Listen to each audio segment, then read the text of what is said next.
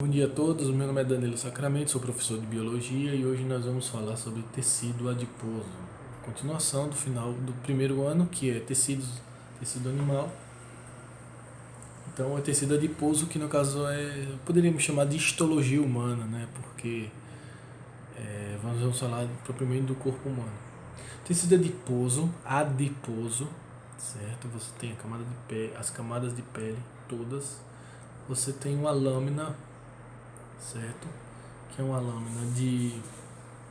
lâmina própria, responsável por ter a exceção, que é a presença de vaso no tecido epitelial, e daí você tem depois os tecidos adiposos que vêm depois da musculatura. As tecidos, nós já tínhamos dito células que guardam gordura anteriormente. Então, aqui o tecido adiposo, ele é com várias células, que o objetivo de todas elas é gordura, guardar fonte de energia, lipídios. Então, o que acontece? Em vacúolos enormes. Okay? E desloca o núcleo celular para a periferia. Normalmente nós desenhamos o núcleo celular no meio da célula. Com um vacúolo enorme, ele vai empurrando o núcleo dessa célula para a região periférica.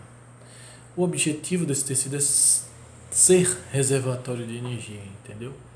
Aqui você não percebe muito bem, mas algumas pessoas, se você topar na barriga e apertar o bucho, aí você vai notar que existe uma certa quantidade de gordura guardada. Geralmente ela se acumula bem no meio, numa região entre o umbigo e o início da coxa. Entendeu? É o lugar onde mais ela acumula, não existe nenhum outro lugar que seja mais fácil de acumular. Então, o que acontece? A função de isolante térmico é uma das funções existentes do tecido adiposo, energético em primeiro lugar, depois térmico. Os polares, eles têm uma grande camada de gordura. Por quê? Porque eles precisam se proteger do frio. É meio que um isolante para o meio externo. O externo é absurdamente frio e os órgãos dele precisam de calor para funcionar as enzimas até certo ponto. E também para manutenção do equilíbrio dinâmico dos tecidos. Lembre do equilíbrio dinâmico da célula, você tem isso multiplicado nos tecidos. Você tem vários órgãos do seu corpo e os tecidos muscular, esquelético. Para manter o equilíbrio dinâmico desses tecidos, você precisa as células estarem todas elas funcionando corretamente. A função de proteção contra choques mecânicos. Mais uma vez, o tecido epitelial ajuda contra o choque mecânico, pancada. O tecido conjuntivo, ele é o que mais, além de preencher, ele protege mais também contra pancadas. Tudo é para proteger os órgãos internos. Então, o tecido adiposo, ele auxilia os outros dois. A pele, ela toma contato direto para redução de atrito e impacto. O tecido conjuntivo, ele preenche para suportar a pancada em si. E o adiposo, ele complementa o trabalho do conjuntivo. Em aves e mamíferos, ele está amplamente distribuído sob a pele, com o nome de hipoderme, tela subcutânea. Notem aquele desenhozinho que eu fiz aqui, vamos lá. Aqui. Você tem a epiderme, né, que eu desenhei aqui, está mais realista. A diferença de grossura e aqui embaixo você já tem o tecido gorduroso, o tecido adiposo e logo o tecido conjuntivo junto, porque são proporções de camada, certo? Vamos lá.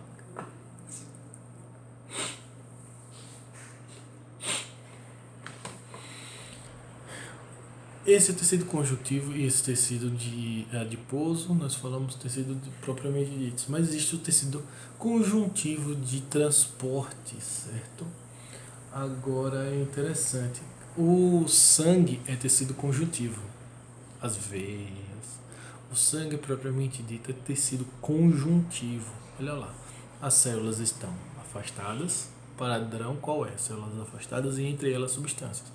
O sangue é assim, você tem as hemácias separadas. Quando você tira sangue, aquele vermelho denso de hemácias, de muita hemácia. Mas ainda assim, entre elas, tem várias substâncias soltas no que nós vamos chamar de plasma, que é a parte líquida, com muita água, propriamente dito. A concentração em exagero de massas é que faz com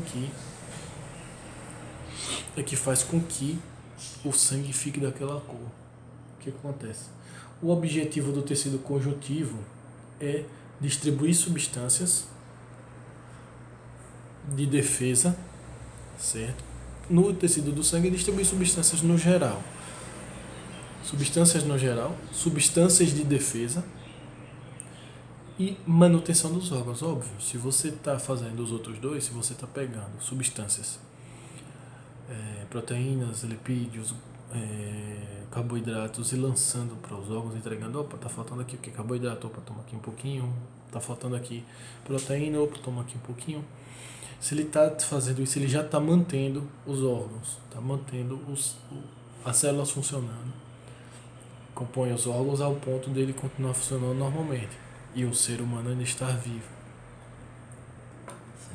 Tem uma proteína chamada fibrinogênio, certo? Formadora de coágulo. Formadora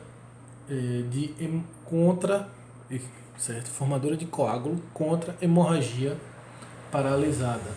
Ao ser transformada em fibrina e adere-se à parede do vaso, formando uma rede de fibrinas e retém glóbulos sanguíneos.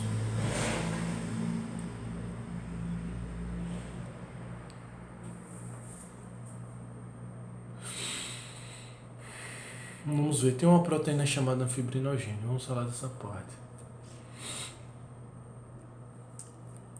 Eu disse para vocês que existiam substâncias entre as hemácias, entre as células, lá, soltas no plasma. Essa fibrinogênio, a formação de coágulo, que é para a formação de coágulo, certo? É uma delas. Quando você se corta e forma aquela casquinha na pele e tudo mais, que se coagular o sangue é o que? O sangue está jorrando, saindo. Para o sangue não sair de vez, ele retém essas fibras. É como eu disse, eu já expliquei isso no tecido conjuntivo, que as fibras elas seguram, quando eu expliquei sobre o tendão e a capacidade dele de não apenas absorver o impacto, mas ele voltar aquela forma elástica que eu solto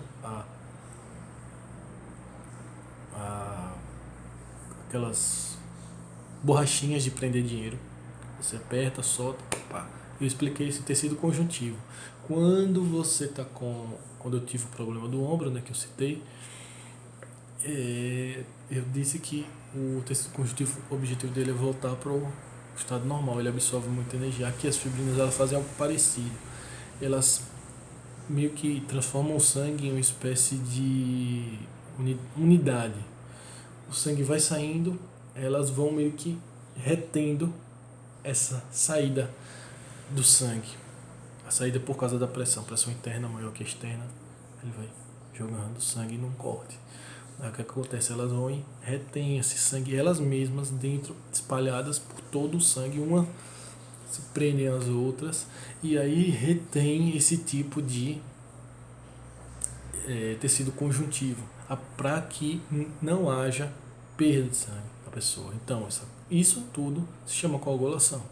Eu explicando aqui com mais lentamente, mais detalhes, para não faltar informação nem entendimento para vocês. Às vezes eu repito as palavras, às vezes eu fico um pouco chato até. Eu repito uma coisa e outra, mas é exatamente para você entender. Se você já entendeu, ainda bem. Para que ocorra aquela transformação, é necessária a enzima trombina. Veja lá.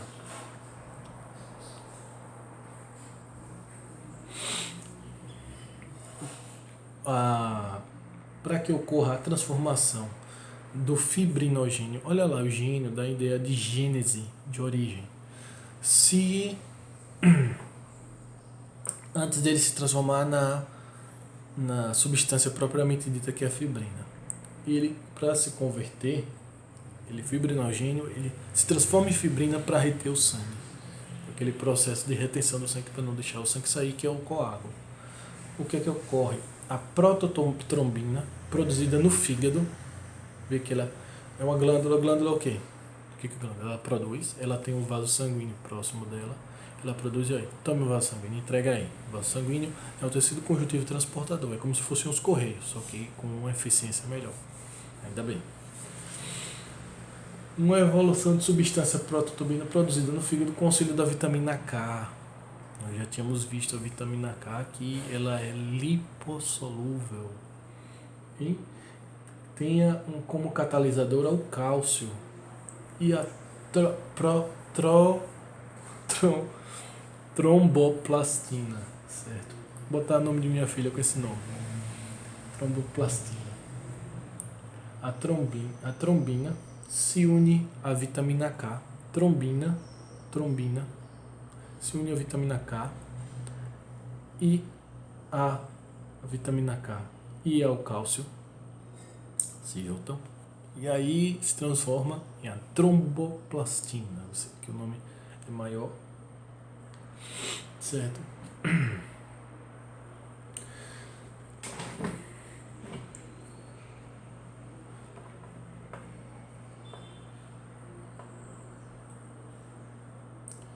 Eu vou repetir essa explicação. Seria bom dar uma cortada na... Corta essa parte e vou repetir a explicação.